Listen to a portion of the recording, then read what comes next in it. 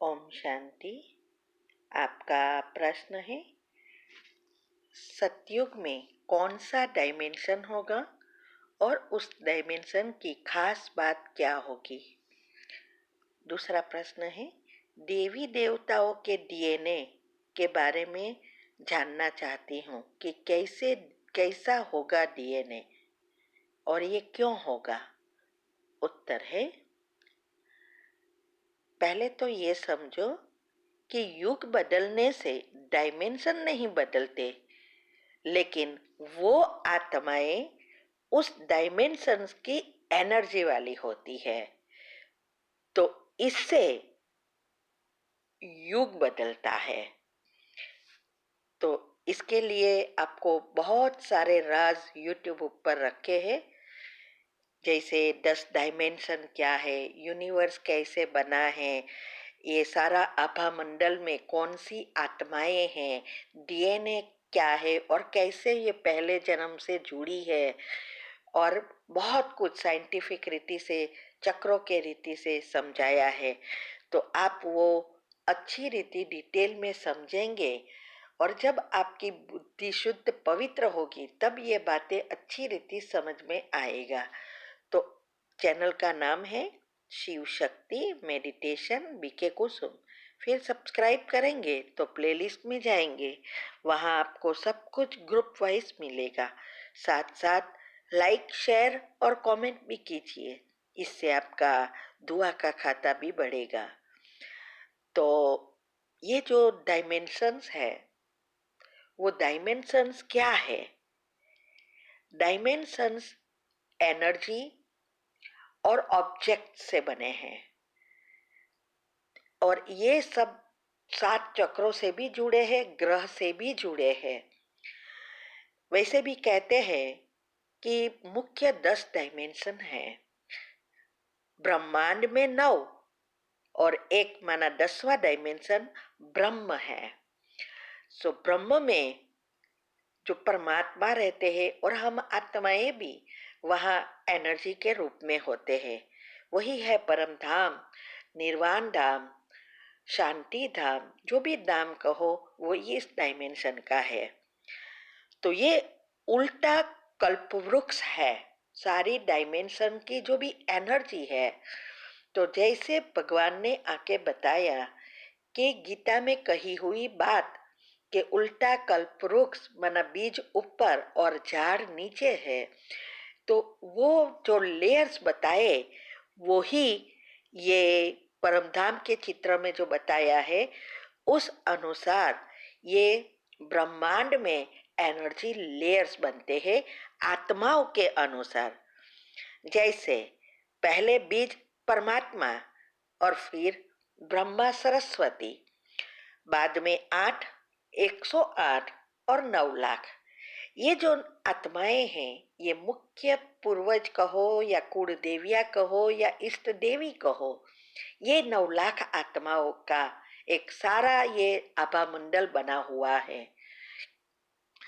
फिर लेयर्स आते हैं 2 करोड़ आत्माएं और फिर 33 करोड़ आत्माएं, और इसके बाद आते हैं धर्म स्थापक, और उसके बाद आती है सारी झाड़ की सभी आत्माएं।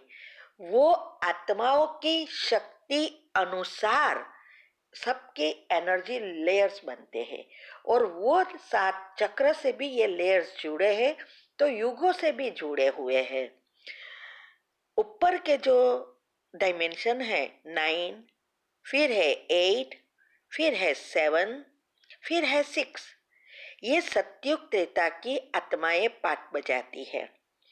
जैसी आत्मा की शक्ति उस अनुसार आत्माएं नीचे आती है। जैसी आत्मा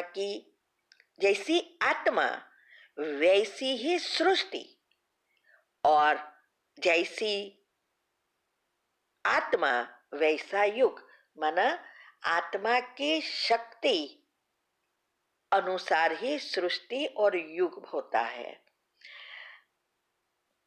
इस मुख्य आत्माओं की शक्ति का ही प्रभाव सारे ब्रह्मांड पर होता है। सारा आभा मंडल इस आत्माओं से बना है। ब्रह्मांड कई चीजों से बना है, ऑब्जेक्ट और एनर्जी, समय और स्पेस से भी जुड़ा है।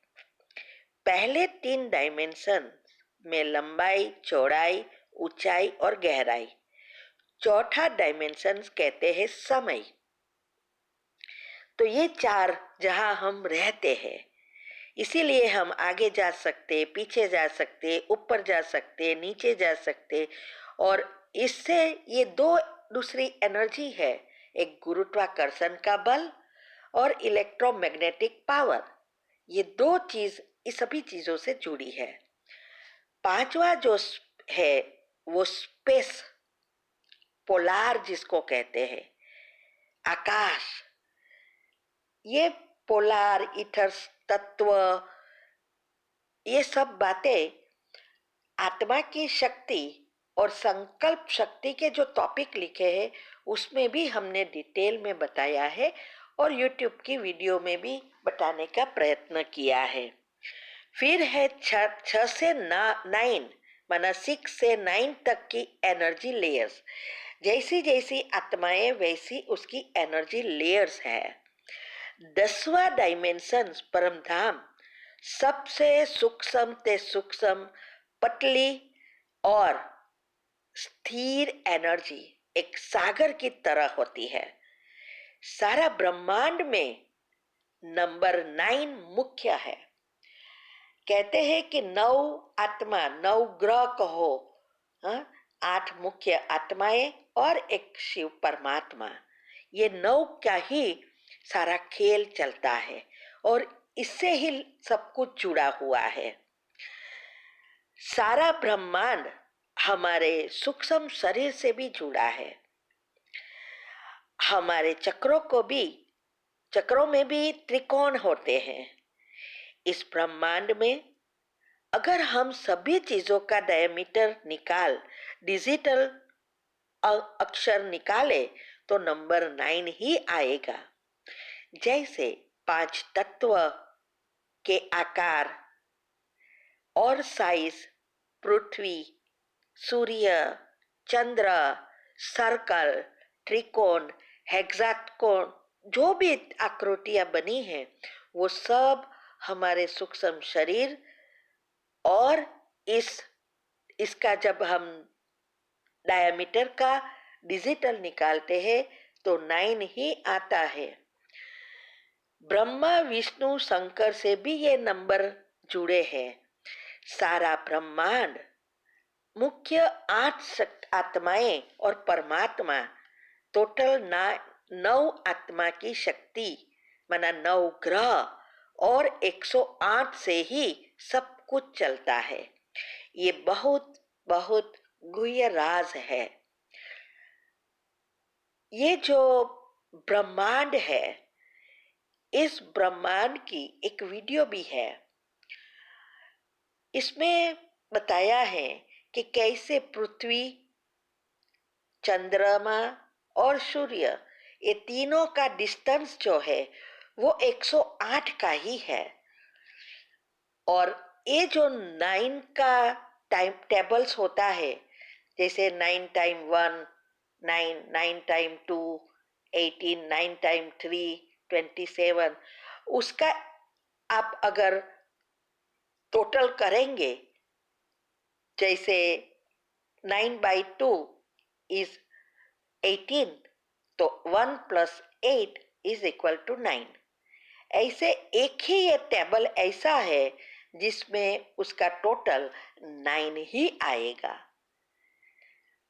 तो ये video part 2 GIF picture detail के साथ ब्रह्मा, विष्णु, शंकर का भी बताया है। वो वीडियो हम दूसरा पार्ट में अपलोड कर रहे हैं। वो अगर आप अच्छी रीति देखेंगे तो समझ में आएगा कि ये सारा ब्रह्मांड कैसे होता है और कैसे नंबर 9, 3 और 6 ये सभी चीजों से, दूसरे नंबर से अलग है, क्योंकि सभी नंबर्स 0 से 9 तक के ही होते हैं। और इसमें से 3, 6 और 9 ये किसमें भी जुड़ता नहीं है, तो वो उस आपको उससे मिलेगा। दूसरा आपका प्रश्न था कि देवी देवताओं के डीएनए के बारे में कि कैसा होगा। देखो, 9 लाख आत्माएं जो है वही तो मुख्य आत्माएं हैं, और वही देवी देवताएं कुल देवियां है, और उसके सारी वंशवेलो जो होती है उनकी यही डीएनए से जुड़ी है। माना 9 लाख आत्माओं के ही वंशज जो है वो सब जो भी उनसे जुड़े हैं वो डीएनए में एकत्रित है। इसीलिए डीएनए से सब कुछ पता चलता है। साइंस और शास्त्रों में भी हमने पढ़ा कि ये जो डीएनए है उसमें बताया है कि दादे के परदादे के दादे भी सबका जो कुछ आके किया है वो उसमें डीएनए में से जुड़ा है, और जो आगे चल के होने वाला है वो भी इस डीएनए में जुड़ा है। तो ये भी ये हुआ कि ये जो ड्रामा भगवान कहते हैं फिक्स है, तो ये यही हुआ जो ईथर तत्व से जुड़ा है। ये सारी बातें अगर समझेंगे तब पता चलेगा कि डीएनए और कुछ नहीं है, ये हम आत्माओं के अपने अपने मना जो कुलदेविया है उसकी अपनी अपना कल्प वृक्ष है, मना वंशवेलों का झाड़ है। तो उसमें सारा सब कुछ संस्कार भरे हैं।